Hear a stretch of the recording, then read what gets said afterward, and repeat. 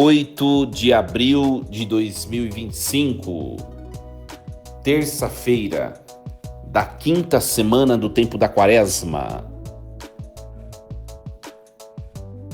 Em nome do Pai, e do Filho, e do Espírito Santo. Amém.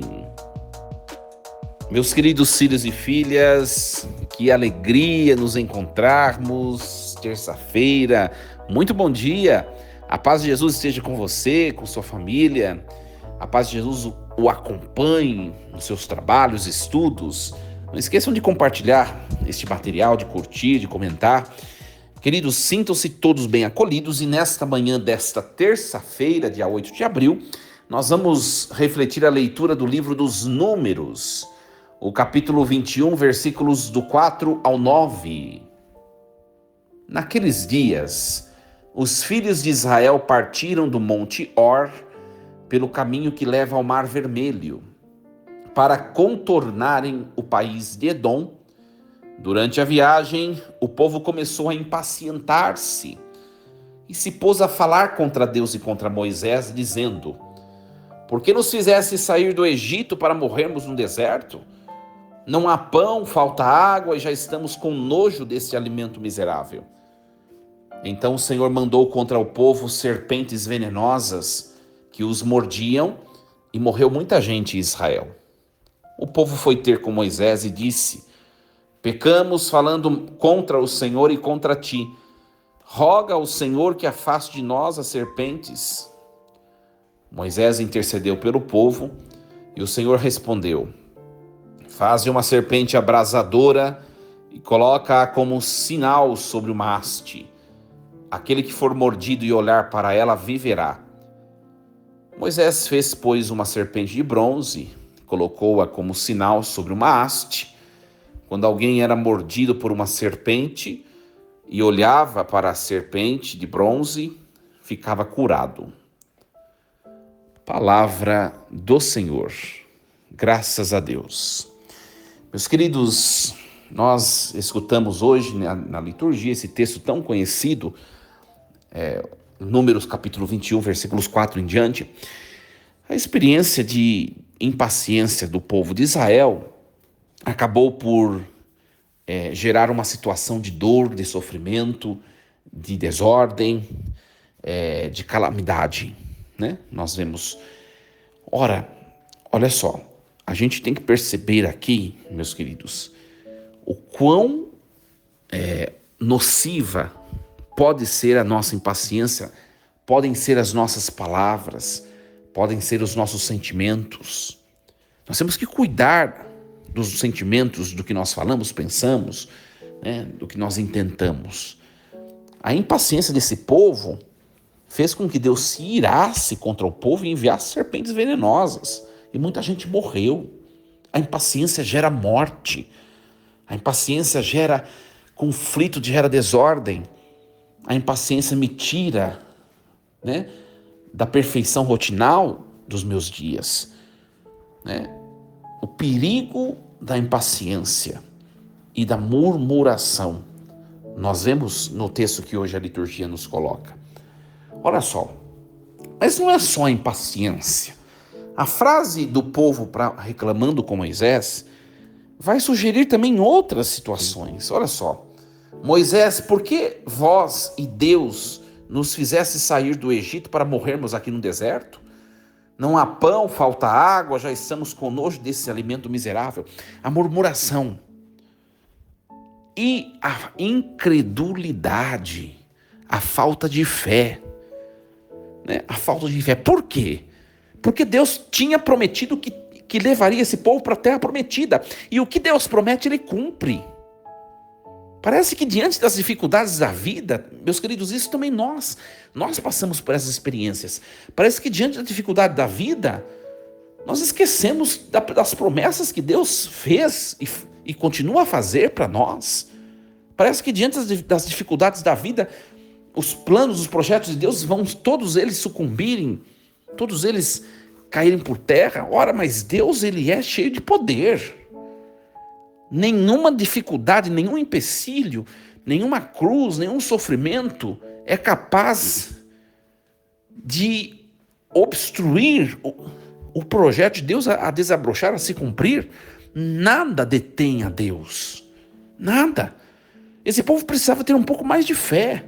Diante dessas dificuldades que passaram no deserto, o povo devia dizer assim: nós estamos sofrendo bastante, mas Deus prometeu a terra prometida para nós. Deus prometeu uma terra onde corre leite e mel. Vamos continuar firmes. Não vamos desistir. Deus prometeu, Ele vai cumprir. Nós estamos passando sofrimentos, mas Ele prometeu, Ele vai cumprir. Ora, eles deviam ter agido assim. E na nossa vida, nós também devíamos proceder muitas vezes assim.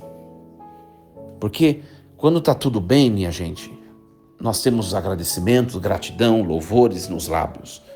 Mas quando bate a nossa porta muitas adversidades, muitas vezes nós reclamamos, nós não queremos continuar, nós desanimamos. É a experiência desse povo aí. E aí nós atraímos aquilo que é de mais ainda dificultoso, né?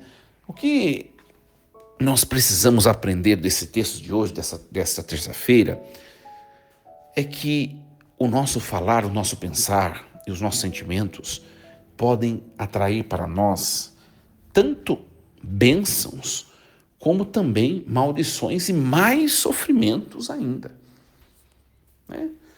É um grande ensinamento para nós esse texto. Uma coisa interessante é que é interessante, mas é um pouco lamentável, né? O fato de que o povo vai perceber que Deus ele é poderoso, que Deus honra o que Ele fala, quando somente Deus envia serpentes. Por que a gente tem que perceber a necessidade de Deus somente quando as situações difíceis apertam? Por que nós somos como esse povo de Israel? Nós também somos assim. Tem muita gente que vive longe de Deus, longos anos, longe da igreja. Aí começa a aparecer uma dificuldade, uma enfermidade, uma coisinha aqui, uma coisinha ali. Aí a pessoa precisa voltar para a igreja. Aí volta para a igreja, né? Parece uma pessoa recém-convertida, sabe? Aí assume cargos, não sei o que, não sei o que. A hora que a vida começa a se reconstruir, a caminhar bem de novo, a pessoa some de novo. Ora, a gente tem que amadurecer um pouco mais e deixar de lado esse tipo de posicionamento, esse tipo de funcionalidade da nossa vida. Nós temos que ser de Deus para todo sempre, de maneira permanente. Nós temos que buscar mais constância nas coisas de Deus, né? E às vezes parece que eu atraio esse tipo de coisa, sabe, minha gente? Partilhando um pouquinho com vocês. Uma hora ou outra sempre tem um que fala assim: as coisas estão difíceis lá em casa, vim receber uma bênção. Padre, dá uma bênção para mim, né? Isso a pessoa acabou de rezar a missa, eu já falei para vocês várias vezes isso, né? A pessoa acabou de participar da missa, padre, dá uma bênção para mim, porque as coisas estão difíceis, fazia tempo que eu não vinha, preciso voltar para Deus, porque as coisas estão difíceis, e não sei o que, não sei o que. Olha, dá vontade, minha gente, às vezes, de falar poucas e boas, né? É que nós, na condição que nós temos, nós não podemos fazê-lo. Também porque nós somos também tão pecadores quanto essas pessoas. Mas eu exorto, eu falo: olha, nós acabamos de celebrar a missa. Não tem nada de mais poderoso que nós podemos possuir e abraçar para nós do que o sacramento. Vá se confessar. Eu falo para as pessoas às vezes: procure se confessar, né? Vai se confessar, vai receber o sacramento de maneira preparada, bem preparada.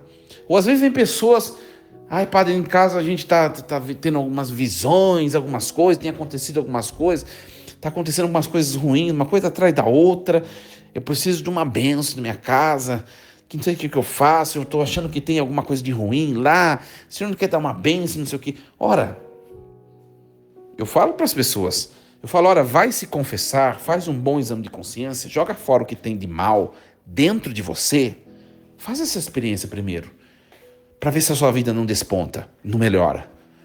E depois de se confessar de maneira integral, perfeita e sincera, vai receber o sacramento da Eucaristia todos os dias, vai na missa todos os dias, porque você reclama muito, mas você faz pouco para a sua vida melhorar, né? Às vezes eu falo para as pessoas, viu? Olha, minha gente, nós reclamamos muito e fazemos pouco.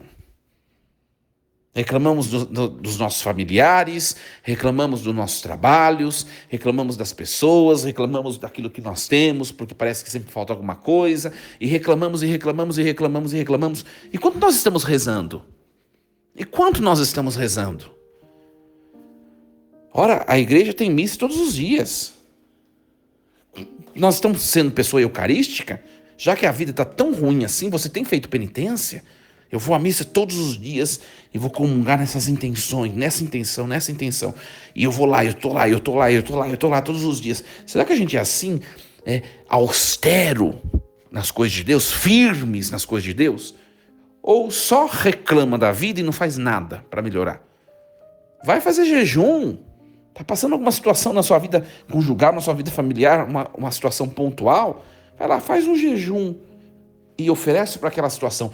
Eu tenho certeza que você vai ver modificações, mas você precisa ser mais constante em Deus, porque não dá mais para brincar de fé. Quando tudo está bem, eu me distancio de Deus. Quando as coisas apertam, parece que eu preciso da ajuda do transcendente. Não dá mais para viver desse jeito.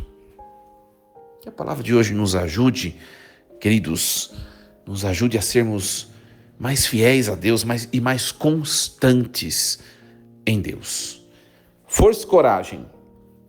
Em nome do Pai, do Filho e do Espírito Santo. Amém. E lembremos-nos sempre, Deus está no comando de tudo.